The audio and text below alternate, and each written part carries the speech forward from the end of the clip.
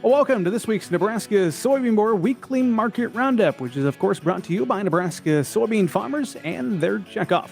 I'm Bryce Duskett, this week filling in for Susan Littlefield. We're going to be digesting this market, take a look at what has happened in corn, soybeans, and wheat, all down as we round out the trading week ahead of the long holiday weekend.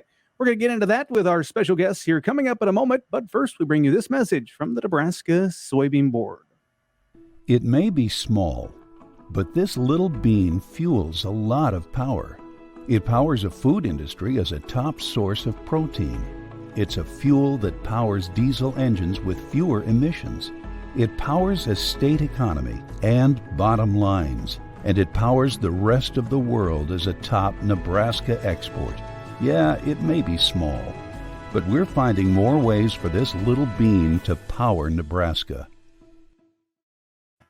We thank the Nebraska Soy Board for their ongoing support of this program. We welcome back here on the screen for our viewers and over the radio dial for our listeners today. Shawn Hackett is with Hackett Financial Advisors, and Jeff Peterson also joining us.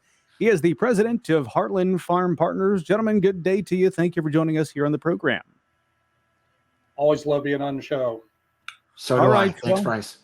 Yep, let's get into this, guys. We got the corn, soybeans, and wheat all trading low as we round out the trading week. I'll give the numbers here quick. September corn closed down 6 cents for the week. December corn down 6.5. September soybeans closing down 24 3/4 cents. November soybeans down 3.5 cents as well. Wheat did not have a good week. December KC wheat closed down 41 3/4 cents. December Chicago wheat down 26. Shawn, I want to kind of toss this over to you first as we break down kind of the weekly trade and get your thoughts on what we saw perhaps in those three markets. Your take. I think the market is trying to determine when are we going to maximize harvest lows. Is it going to be early harvest low like we think we're going to have? Is it going to be later? I think the market's getting tired about playing hot, dry weather. I think they're feeling whatever is done. And it might take a while with the huge variability in both soybeans and corn to decide what's out there. And so long as the dollar is strong and as long as there's talk that Erdogan from Turkey and Russia are going to talk about a new grain deal, it's just hard to get anything going with the wheat market as well. So I kind of feel we're just kind of stuck looking for that bullish reversal or that turning point that you tend to get when you realize we've priced it all in. Yeah. Jeff, kind of to that point, the conversation about harvest lows keeps coming back up because this is the low point. Where are we going from here? Your thoughts? Have we seen that harvest low at this point, or could we go a little bit lower on corn and soybeans in particular? Well, Bryce, I'd like to think that we're getting awfully close in here if we haven't found it already. But, the thing as we go forward, I think Shawn brought up some really good points in here, is that with this variable crop out there, it is hard to physically come up with a yield. And the market is looking to try to sort out a yield. But what we have to really kind of think about is that where the funds are currently at. The funds are short wheat, they're short corn. They're still long on the soybean side. And we know that as we come in, the weather we've been having, the warm conditions, the dry conditions, as we look at the latter part of August in here, we know that hasn't helped our crops. So it hasn't helped the fill on the ears. It hasn't helped basically our pod fill at all. But I do think, like what Shawn said, the market knows that, but yet at the same time, it's like, well, but has the most damage been done? Now, I think this is a year from a personal standpoint. I don't think all the damage has been done yet.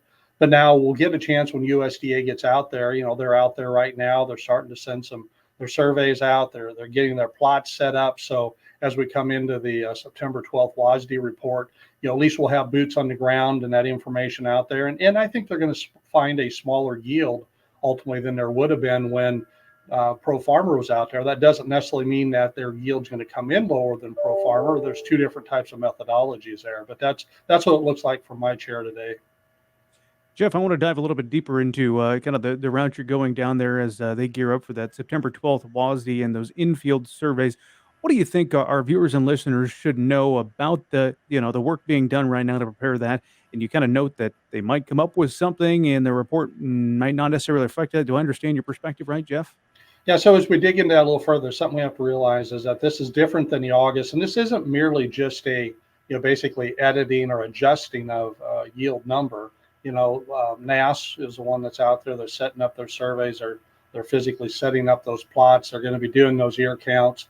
And in that case, they're going to be coming up with a brand new yield. Now, one thing that I think that Pro Farmer did point out that I think will be interesting to see how NAS picks up on is that Pro Farmer did announce that they did run into a lot of pods that were not filling very well.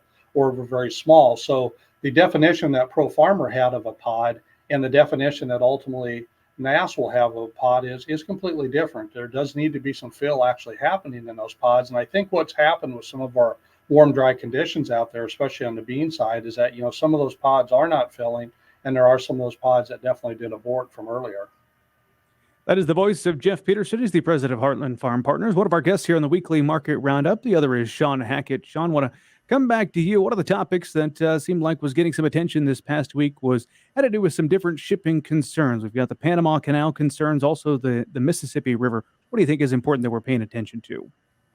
Well, anytime you back up the potential movement of grain, you tend to widen out the basis. You tend to kind of, create a lower cash price than you would otherwise get, and it's not good for farmers who have to sell right now if they haven't already, made some sales at better prices. But what I would like to kind of address is, we always talk about supply, but there's been a lot of talk about the Chinese economy going into some kind of an Armageddon-ish nosedive. And what I think is kind of interesting is when I look at the corn price in China, the soybean price, soybean meal, palm oil, bean oil, sugar, cotton. In fact, we created an index of all of these Chinese ag commodities, and they're surging over the last 2 to 3 weeks, suggesting something isn't right, either that demand and their economy is much stronger than the current media portrayal is, or some of this very extreme flooding we've seen and some of the extreme hot temperatures that we've seen, might have done a lot more damage to their crops. And this would be the time of the year when you would start to see the reaction in domestic grain and ag prices. So I think there's something to look at there. Typically, Chinese prices lead the U.S. price by 30 to 60 days. And so we might see some surprise demand either from buying Brazilian grain or from us if this movement higher in Chinese prices is indicative of them being short a lot of these key ag supply markets right now. Shawn, you kind of lay out two scenarios. Which one of those do you think is more likely going on in China right now, or is it kind of 50-50 both playing into the market? I think China is going to be the big story going forward in terms of demand. As I said, we're kind of finishing up the weather season. The USDA is going to go through its typical September, October, November. We're going to trade all these reports. But what's been missing most of the year has been the lack of demand and the worry over demand. If we can ameliorate that a little bit and bring some Chinese demand back, and the market believes that the balance sheets are not correct and that the demand is too low, a lot of these balance sheets would show, sufficient corn or sufficient soybeans or sufficient wheat may not turn out to be as comfortable as we currently believe. And I think that's the story to watch.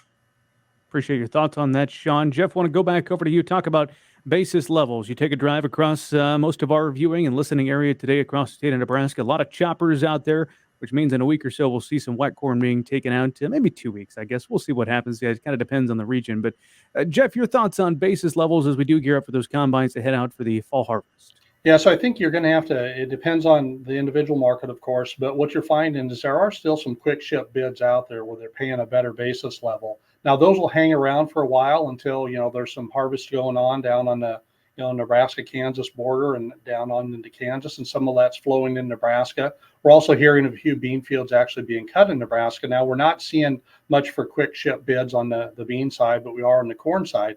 But overall coming in, I think for harvest basis yet, I still think we'll see this core harvest basis still improve just a little bit here on both the corn and the soybean side.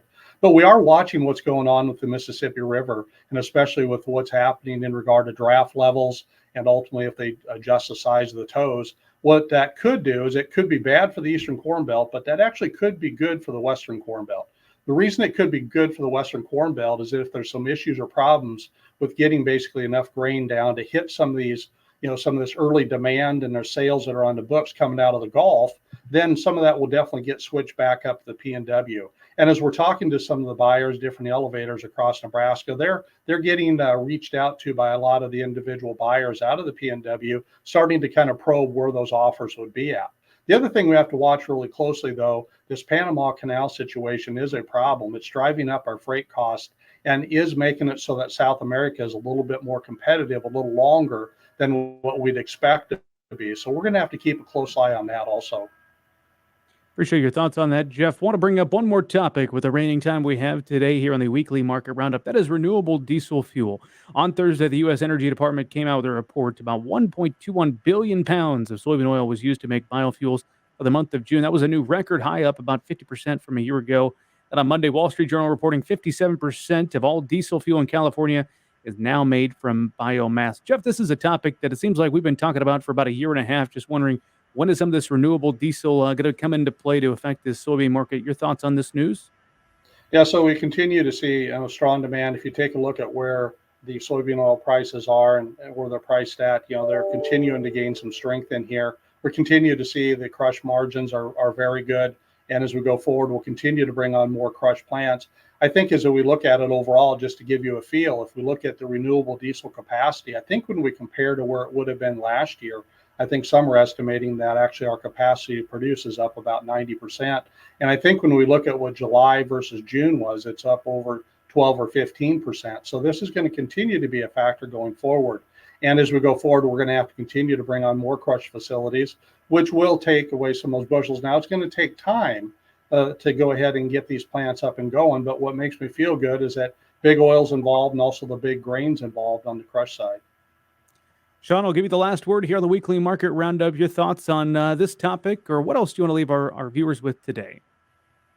I think beyond what Jeff just said about the renewable diesel, I really think, the U.S. dollar and the Federal Reserve, they had Jackson Hole, and they made some strong comments that this may be a longer tightening cycle or pause cycle, and we may not get the benefit of a quick turn down in interest rates or accommodative Federal Reserve. And I think that some of the market action with the dollar, with interest rates, is suggesting that we need to calibrate a tighter environment. And typically commodities do tend to struggle more when that is the case than when they don't. And I think that's just going to continue to be a headwind that needs to be watched about how long is this headwind going to be in place, because to really get a commodity market moving higher and really trending, you really do need the dollar to be weakening and the Federal Reserve to be adding liquidity. And right now, it just does not look like we're seeing the light at the end of the tunnel there. Something to keep an eye on in terms of what kind of prices we may be looking at going forward. It's a good point to bring up, Shawn. Appreciate that. It's a good place to put our conversation on pause as we do so here on the weekly market roundup. We thank our two guests, Shawn Hackett and Jeff Peterson, for joining us on the program, and remind our listeners and viewers one more time, this is brought to you in part by Nebraska soybean farmers and their checkoff. Thanks for joining us.